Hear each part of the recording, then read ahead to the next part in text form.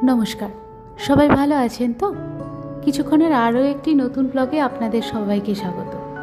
आज बानाबो এই प्रचंड गरमे যখন কোনো তরকারি খেতে ভালো লাগে না তখন যাতে ভালো লাগে তেমন ভাবেই আম দিয়ে মুরগির মাংসের তরকারি।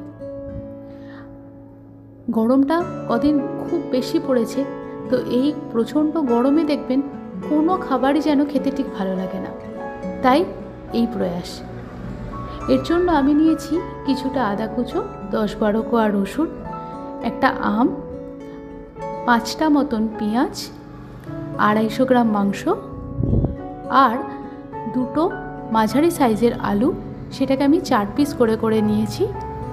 আর নিয়েছি কিছুটা ধনিয়া পাতা কুচো আর 5-6টা কাঁচা লঙ্কা আর একটা মাঝারি সাইজের টমেটো। ব্যাস এই কয়েকটা জিনিস থাকলেই মোটামুটি এই রান্নাটা করা যায়। চলুন তাহলে রান্নাটা আমরা শুরু করছি। এখানে কড়াই গরম করতে দিয়ে তাতে আমি বেশ খানিকটা এই বড় চামচে 4 চামচ মতন তেল গরম করে নিলাম, আর তাতে দিলাম 2টো গোটা শুকনো লঙ্কা আর একটা একটু বড় সাইজের দারচিনি। এটা ভাজা হয়ে গেলেই এর মধ্যে আমি দিয়ে দিলাম খানিকটা পেঁয়াজ বাটা। এই পেঁয়াজ বাটাটা দিয়ে বেশ ভালো করে খানিকক্ষণ কষে নিতে হবে যাতে পেঁয়াজের কাঁচা গন্ধটা একটু কমে যায়। আর তারপরে দিয়ে দিতে হবে ওই আদা রসুন আর টমেটোটার পেস্ট।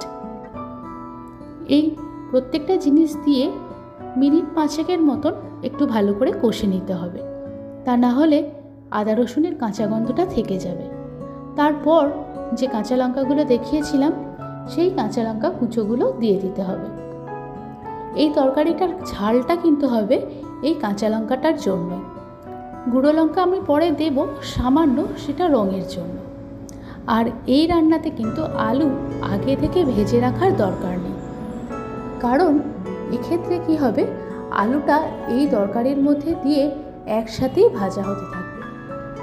এই পর্যায়ে আমি দিলাম 1/2 চামচ হলুদ গুঁড়ো, 1/2 চামচ লঙ্কা গুঁড়ো, 1 চামচ জিরে গুঁড়ো আর 1 চামচ ধনিয়া গুঁড়ো। ব্যাস এই 4টে জিনিস দিয়ে আরও বেশ সুন্দর করে খানিকক্ষণ কষিয়ে নিতে হবে। এই কষতে কষতেই কিন্তু আলুটা অনেকটা সেদ্ধ হয়ে যাবে। ভালো করে বেশ কষা হয়ে গেলে যখন বুঝবেন যে আদা রসুন বা পেঁয়াজের কাঁচা ভাবটা অনেকটাই কমে গেছে, তখন এর মধ্যে মাংসটা অ্যাড করতে হবে।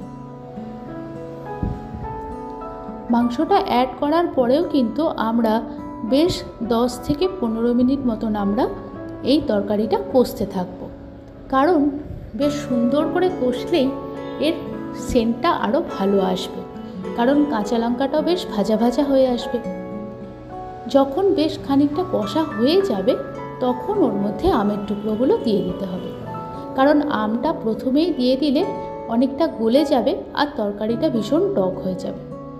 এখানে আমরা কিন্তু আমটাকে একদম গলে যেতে দেব না, বেশ একটা টুকরো টুকরো গোটা ভাবটা যেন আমের থাকে।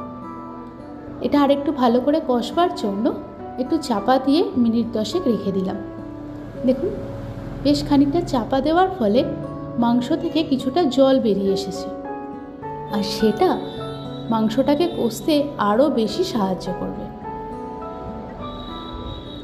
কষাটা দেখতে কত সুন্দর হয়েছে দেখেছেন। আর এখানে আমি দাঁড়িয়ে আছি বলে বুঝতে পারছি স্মেলটা যা বেরোচ্ছে না, একেবারে অসাধারণ। আচ্ছা, আমাদের মাংস কষা প্রায় শেষের পর্যায়ে। এবারে আমি এখানে খানিকটা জল অ্যাড করে দেবো। দেখছেন মশলাটা কিন্তু তেল থেকে একদম আলাদা হয়ে গেছে।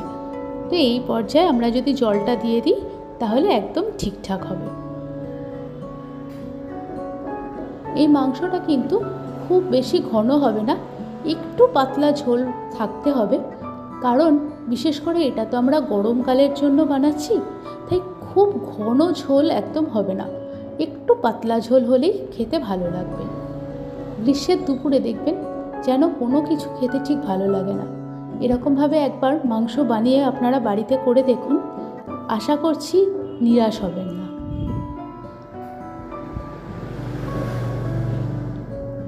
ঝোলটা প্রায় ফুটে এসেছে, এবার একটু ধনিয়া পাতা উপর থেকে গার্নিশের জন্য দিয়ে দেবো, আর তাতে বেশ সুন্দর স্মেলও আসবে।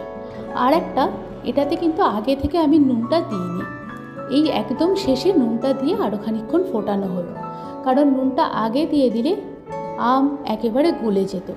তাই জন্য নুন একদম শেষের দিকে দিয়ে খানিকক্ষণ ফোটাতে হবে, আর সব শেষে ধনিয়া পাতা দিয়ে দিতে হবে। ব্যাস, আজকের রান্না একদম শেষ।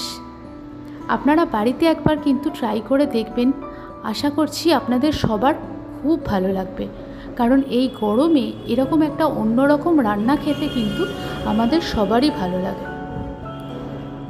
যাক, ভিডিওটা একদম শেষের পর্যায়ে। ভালো লাগলে একটা লাইক করে দেবেন, আর কমেন্ট করে অবশ্যই জানাবেন যে আজকের ভিডিও আপনাদের কেমন লাগলো। আপনাদের কমেন্টের অপেক্ষায় থাকব। আর যখন পরিবেশন করবেন এরকম একটা আমের টুকরো অবশ্যই দিয়ে দেবেন।